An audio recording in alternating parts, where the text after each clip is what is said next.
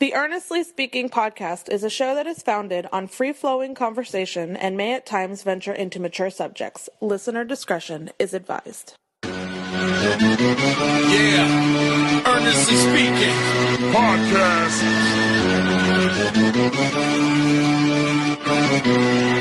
Let's get it.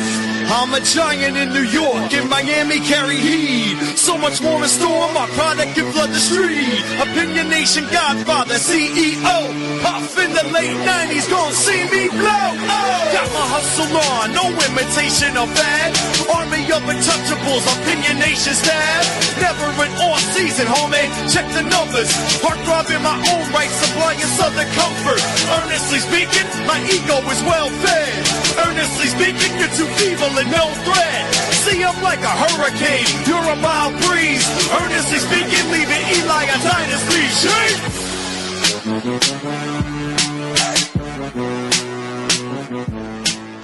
First Week Podcast coming to you December 29th, 2024. Special, like, heavenly birthday to my grandmother, who would have been, I think, 97 today, if I'm not mistaken. She died 12 years ago. I think she was 85 when she passed away. And she would have been, I think, 97 today. So shout out to my grandmother, Teresa Thomasine D'Souza. Happy birthday to you in heaven. We miss you. We love you. I mean, the only regret I really have really is her. I became a father the year after, before she passed away. So she never got to see me as a dad, unfortunately. But I know she's in a good place now and all that, and we miss her very much, obviously. Anyway, how you guys doing here? This might be the last podcast of 2024 for this feed. I don't know yet. You see the title and our title on the episode. So long 2024 ? And it's a question mark because of the fact that I don't know if we have 2 more days of the year. And as you guys have seen, I've taken a little bit of a week off from recording podcasts. I didn't do any podcasts on the Huddle Up podcast at all. I didn't do any podcasts here. I think the only one I did was my work, the show I do at work, the football show I do at my job, my day job. But other than that, I've been laying low, and I just wanted to use these holidays to spend my time with my family, my friends, and whatnot. And it's been a very good holidays. It's always great to, whenever I have a chance to see family and to spend time with them, and I always feel nourished after it. Every time I have a chance to visit, whether it's my dad, see my dad for his, I didn't get to see him for his birthday on the 20th of December, but I was able to see him just a weekend though because of work. But seeing my cousin came down for his celebrate his 40th birthday. We had a big brunch on last Sunday. Last Saturday also, my grandmother, she's although her birthday's in January, we were celebrating her 90th birthday because everybody's in town right now for the holidays. So we made a point to make sure we spend time with her. So, we had all that. Obviously the holidays itself, we spent a lot of friends, especially too. Just really taking in, really being social. Like honestly, my social calendar. I'm saying like this. 1 second. Turn this on real quick. Sorry, there we go.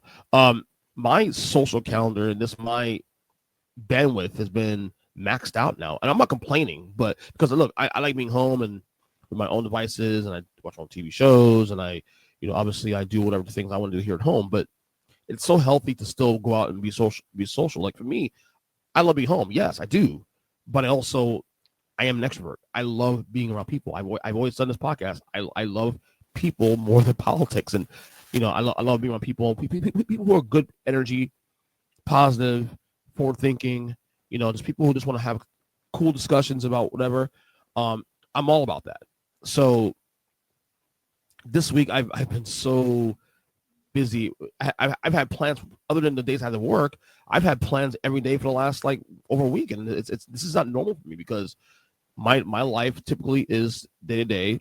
It's work, home, podcasts, family, my wife and kids, and what are we doing in that ecosystem? And again, not complaining.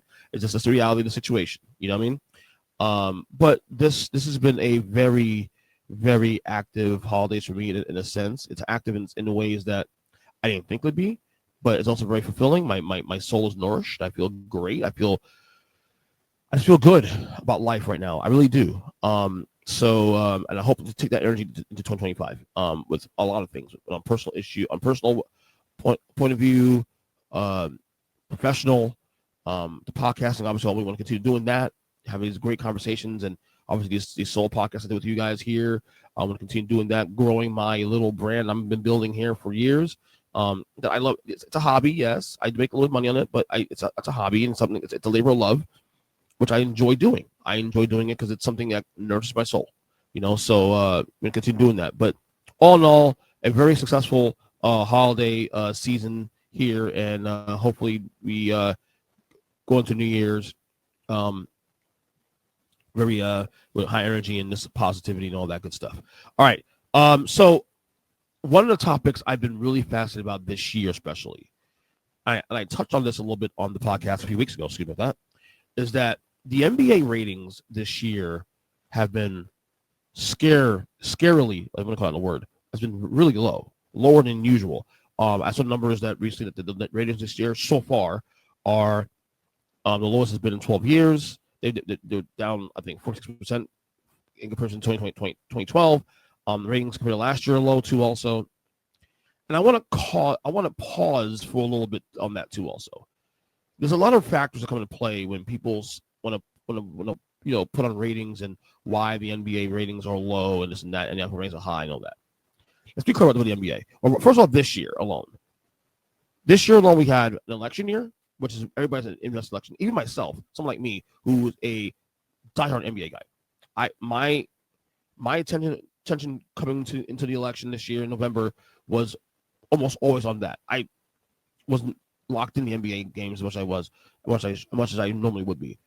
Yeah, football. Football is king shit in this country, both NFL and college football.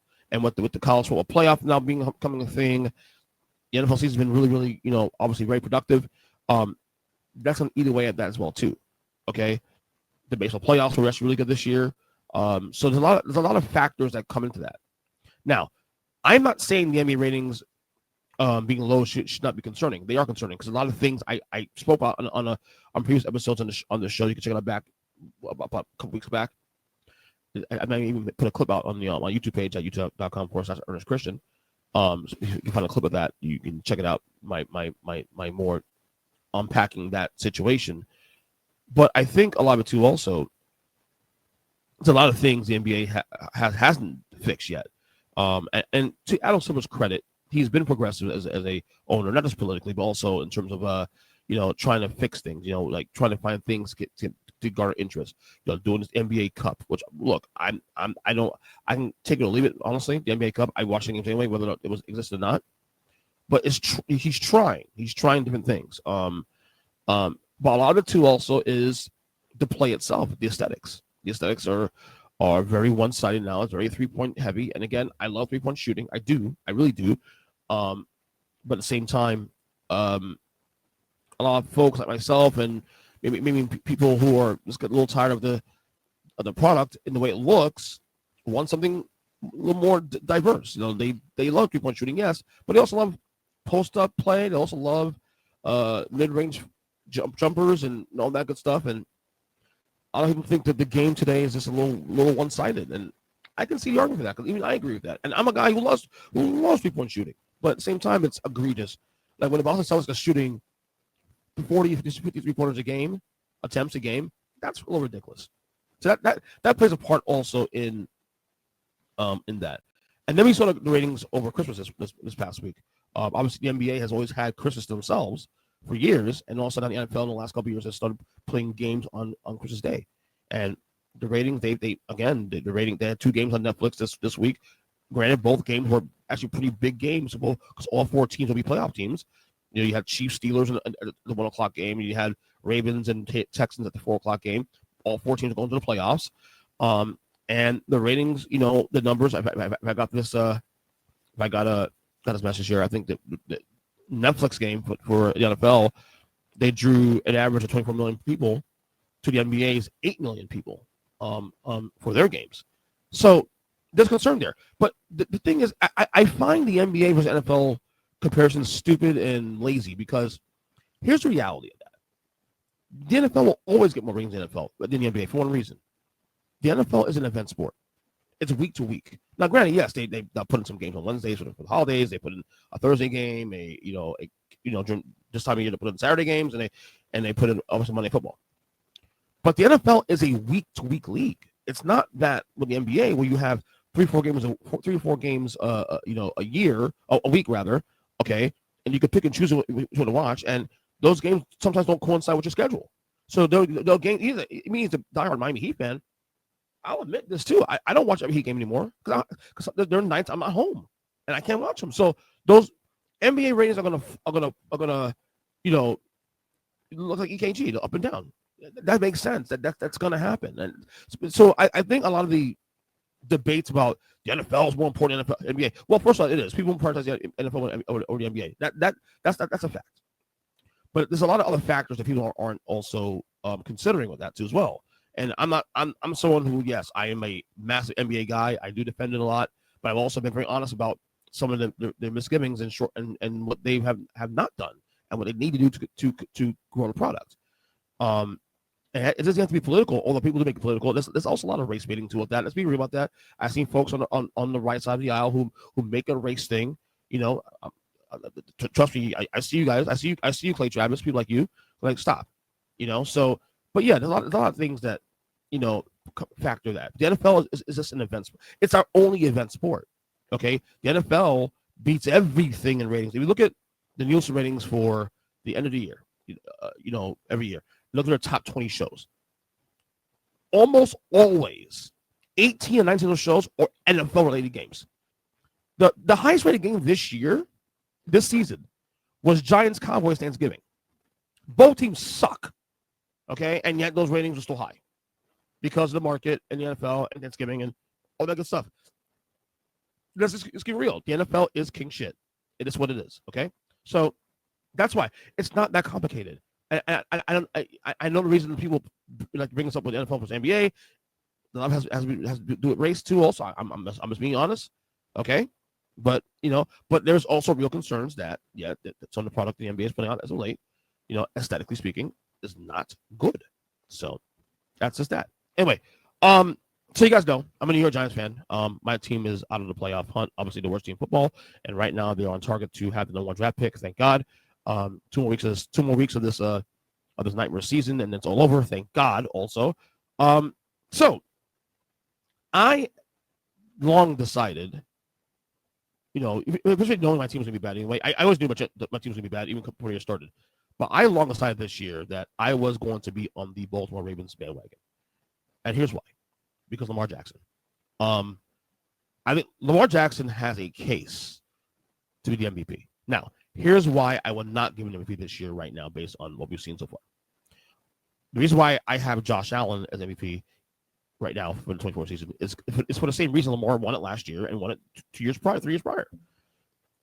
Josh Allen is due more or less this year than Lamar. And to boot, Buffalo, while they did lose Baltimore, I think week 4, whatever it was, early in the year, they do have a better record than Baltimore. And win-loss records do actually matter in this debate. Because the fact that he's doing more or less than Lamar, at least this year anyway, and has a better record than the Ravens, should tell you, the value of that player. Now, I would argue also, too, that even though Josh Allen is MVP, the best quarterback this season is Lamar Jackson. And the numbers bear out. The guy has, not on top of my head, but I think he has 38 touchdowns, 4 interceptions only this year, which is insane to me. 4 picks only this year.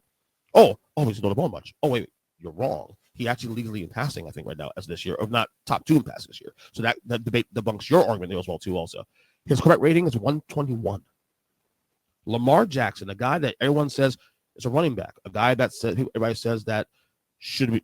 I remember even the great Bill, what's his name, from the Buffalo Bills GM, phenomenal GM, Hall of Famer, Bill, whatever his name is. Let me look it up real quick. Let me see his name real quick.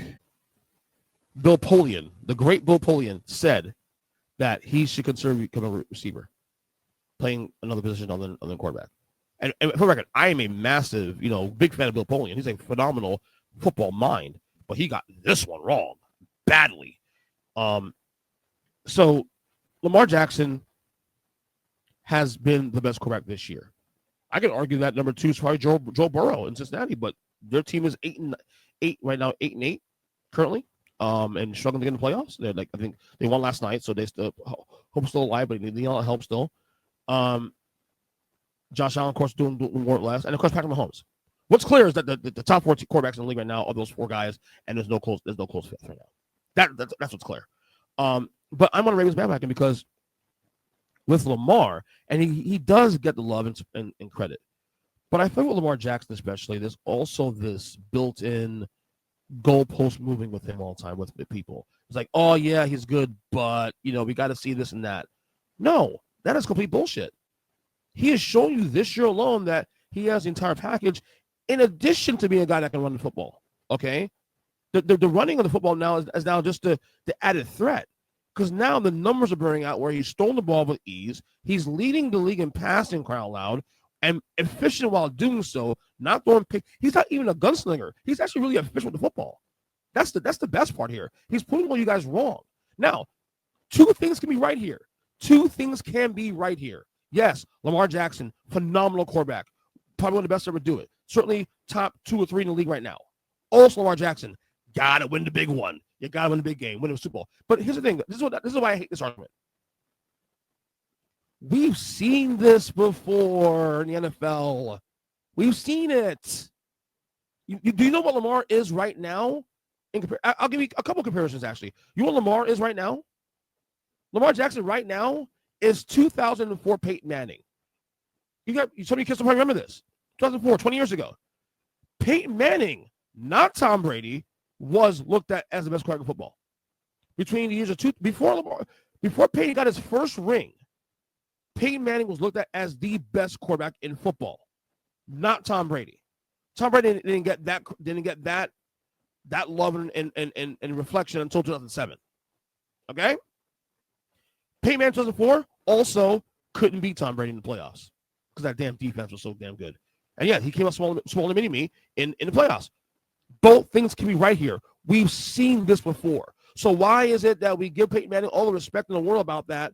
Yeah, he's great, but it's okay. We can pass. But Lamar is like moving the goalpost. We do that with Peyton Manning in 2004. So why do it to Lamar Jackson? Makes no sense. Yes, both things are right here. Lamar Jackson, phenomenal quarterback, great Hall of Famer, certainly on his way. Also, Lamar Jackson got one big one. Both be right here. Both things aren't mutually exclusive. The same. So let's stop moving the goalposts, okay? So if Lamar wins a ring, now it's like, okay, cool, win another one? Let's stop it. Dan Marino, in my opinion, is the top 5 quarterback of all time. Dan Marino went to one Super Bowl. Like, stop. Okay? I see y'all. Okay? I see what y'all guys are doing. And so y'all need to stop. So you can't have both ways. Okay? You sat here for years and said, he's a running back and this and that. And he's doing everything you asked him to do outside of going to the Super Bowl and winning the Super Bowl. Like, stop. What are we doing here? So that's the main reason why I'm on the Ravens bandwagon. I want Lamar to win it. To shut all these folks up about this. Because it's ridiculous now. Anyway, stay in the NFL here. And more so on the Hall of Fame, my boy Eli Manning inching closer and closer to making the Hall of Fame on the first ballot. He is now he's become a finalist for this prestigious award, I want to call it. Yeah, look, Eli Manning, a lot of folks, it's a very polarizing topic in terms of is he a Hall of Famer? Is he not a Hall of Famer? All this stuff. And the thing is, I've always said, and this is someone who's a Giants fan who absolutely loves Eli Manning.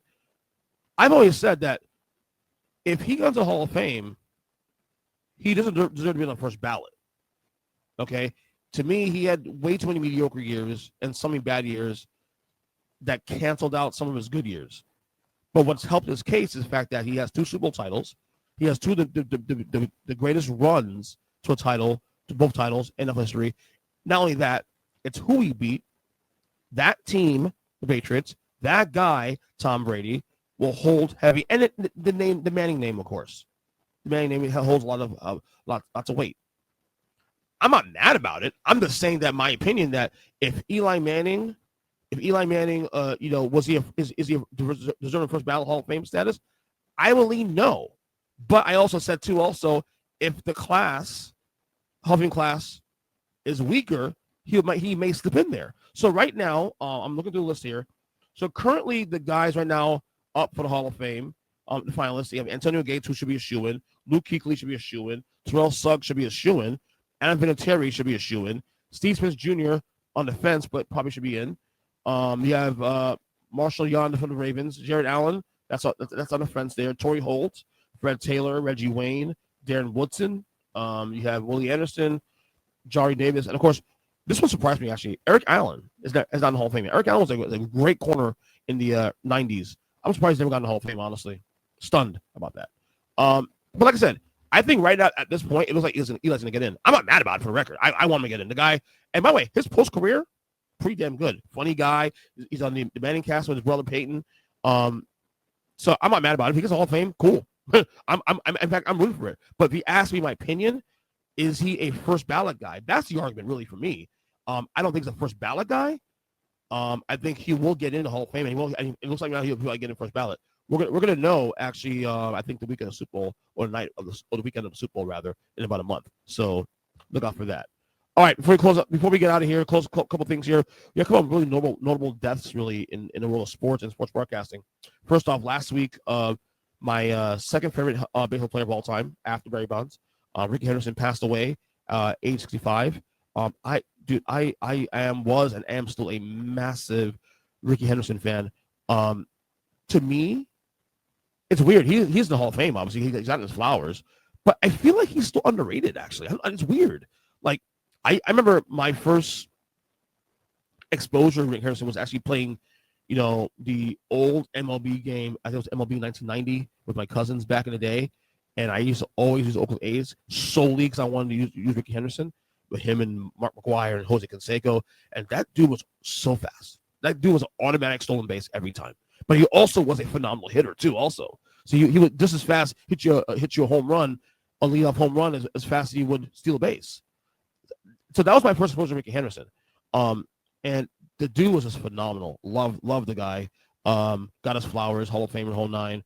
And to me, he still feels underrated, honestly. But yeah. And then the other one, which really gutted me, 2 days ago we found out broadcasting legend Greg Gumbel passed away, age 78 of cancer.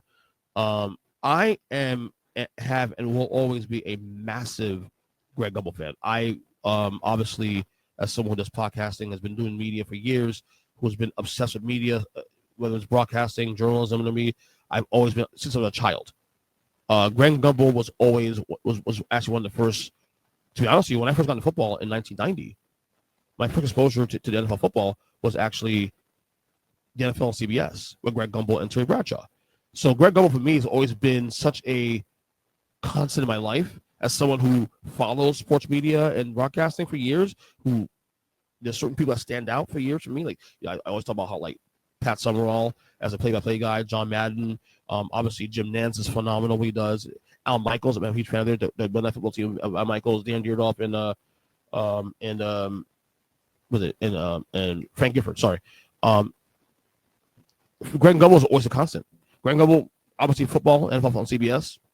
He's doing NBA, NBC for a little while too. Also, I remember his famous John Stockton, the famous shot that John Stockton hit against the Rockets in the 1997 Western Conference Finals, Game 6 to send the Jazz to the finals against the Bulls. He made that call. The Tuck Rule game, he made that call too. Also, so Greg Gumbel has been there for a lot of big sports moments for me. March Madness, obviously, too, in the studio and on play-by-play. I actually loved Greg Gumbel with Dan Dierdorf on CBS in the later years. Well, I say later. So CBS took like a couple-year break, a couple years hiatus after when Fox got the rights to the NFC in 1994. So CBS lost the NFC for a couple of years, and then CBS got back NFL 4 years later and got the AFC. And Greg Gumbel and Dan Dierdorf did the AFC games. I love Dan Dierdorf and Greg Gumbel together. He will be missed, man. He'll be missed. I know he was sick. Obviously, I haven't seen him on TV for a year. I mean, we know why, obviously. But Missed that dude, man. That guy was, oh my gosh, definitely my Mount Rushmore. So anyway, that'll do it for this podcast.